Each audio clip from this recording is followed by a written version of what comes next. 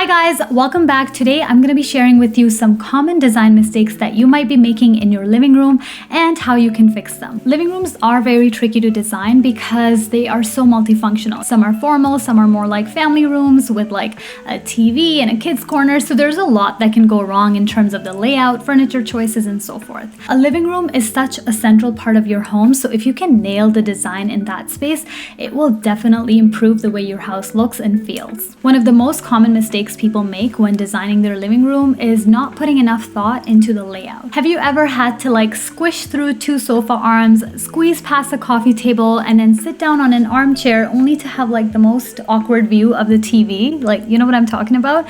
Or have you been in situations where you've been like trying to talk to someone at a party, but then they're kind of seated far from you? I hope that gives you an idea of what I mean by layout. The way you arrange your furniture really kind of sets the tone for how your space functions. I think it also affects how confidently you host and how comfortable your guests feel. If someone has a living room that's longer in shape, a mistake they might be making is lining up their furniture against the walls and just spreading it out way too far. It's tempting to spread things out when you have more space and just like fill every corner, but that often leaves the space feeling very disconnected and less inviting. So how do we fix these layout issues? Well, first of all, start by thinking about what is the room's focal point. What do you want it to be? Is it a fireplace? Is it a TV? Is it a big coffee table? Arrange your furniture around that focal point in a way that really encourages conversation and keeps things at a comfortable distance. In smaller spaces, a mistake people make is that they keep furniture way too close. Like, you know, when you see two sofas kind of placed at right angles, but it's done in a way that there's a significant overlap, that's not okay because there just isn't enough leg room and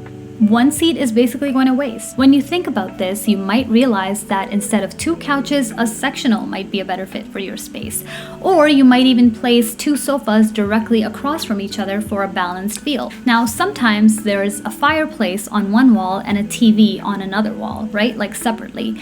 In that case, I think that even though the fireplace would make for like a cuter focal point, the TV wins because there's nothing worse than like awkward viewing angles when you're spraining your neck, you know? But again, going back to a living room that's kind of long and large, maybe you can create two different zones. One around the TV that's more for lounging, and one around the fireplace, which is like for reading or like just a cute, you know, conversation. Now, another very common mistake in living rooms is that people choose a rug that's way too small for the space. Like you might have sat on a sofa in someone's living room and then you notice this gorgeous rug, except that rug is not under your feet. It's just like all the way in the middle of the room under the coffee table. Well, it's not a good idea to put it there because first of all, the rug isn't doing like half of its job, which is to keep your feet cozy. And secondly, that little rug island is like grabbing attention to the middle of the room. We want the living room rug to be spread out so that it draws the eye outward and so that it lets you visually take in the entirety of the room. We want the rug to be a comfy layer under our feet all along the seating furniture. So your living room rug should cover most of your conversation space and anchor key furniture pieces.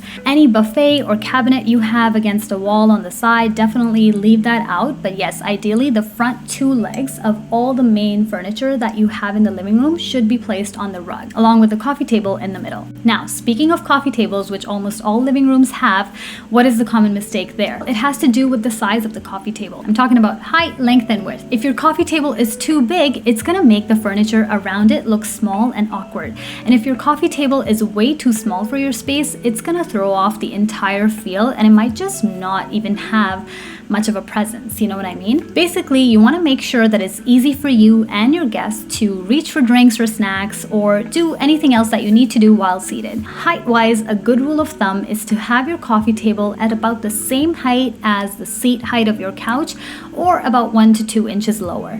That ensures easy access and maintains that visual balance that we want. Now, regarding the length, I would say a rule of thumb is for the coffee table to be approximately 2/3 of the length of your sofa for a good proportionate look. Now, there are nuances, like if the overall size of your coffee table table is substantial, then height-wise, maybe it can afford to be a bit lower. But if it's already tiny, like surface area-wise, then if it's too low, it's gonna start to look miniature. Now, I know big coffee tables are expensive, so a tip I have for you is to get some identical ones and just put them side by side to create a bigger one. You can get nesting tables or even put different sizes of round tables together. Basically, just remember that the idea is to make sure that there is something sizable and proportionate in the middle. And if you want to go a bit further, the shape and material of the coffee table also matters. Like, should you go for a round shape or rectangle?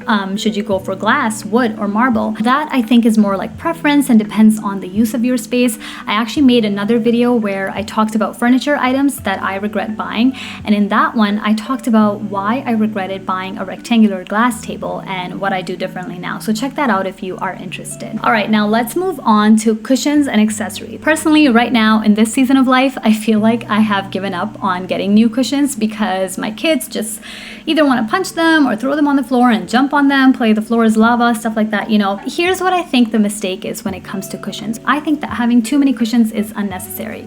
Some people say there's no such thing as too many cushions, and I get what they're saying, but practically speaking, on a day-to-day basis, or even when guests are coming over, too many cushions leave very little room to sit comfortably, you know? For most sofas, a few well-chosen cushions will go a long way. A couple of scenarios where things might be different is like if I focus purely on style, like in a formal living room, then sure, I might, go for a lot of cushions because they look nice and fluffy. Secondly, if your sofas are very deep, then having more cushions can actually help you sit up a little bit and make it a little bit more comfortable to sit on. So obviously that's why everyone should consider their own situation, and that's why I mentioned a lot of rule of thumbs. One last thing can I just say, please don't place cushions dead straight. Like when arranging them, avoid putting cushions in this like rigid straight line, either as rectangles or as these pointy triangles. You want to just angle them slightly, bundle them. The rule of 3 always works, especially near the corners of the sofa, and it actually helps make it more comfortable. Now let's talk about art in the living room. The common design mistake there is choosing the wrong size of art. Sometimes you see a sofa against the wall,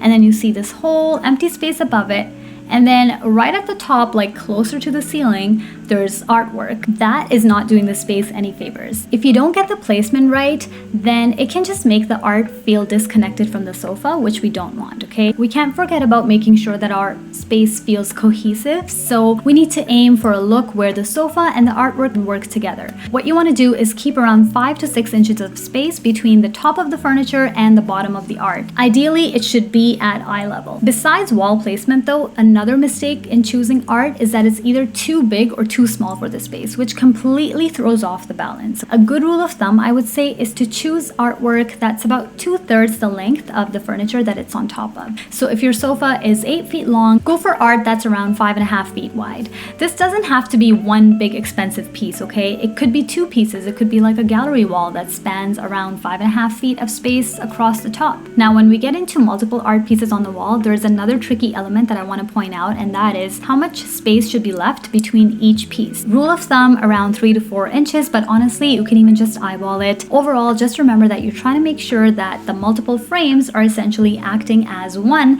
and not looking like each is trying to go in its own direction. Artwork is a great way to add color and character and beauty to your home. I will definitely make a video talking about how to do a gallery wall because I think they look beautiful. Even if you have never thought about doing one, you're gonna want to do one because it's just so fun to be able to use different prints and bring them together. So make sure you are subscribed to my channel so you don't miss it when I do that video. If you found this video helpful, then I'm gonna link another one on the screen which I think you might like. If you have any specific questions or comments, do leave them down below. I love reading your comments. I love replying to them. Thank you so much for tuning in, and I'll see you in my next video. Bye!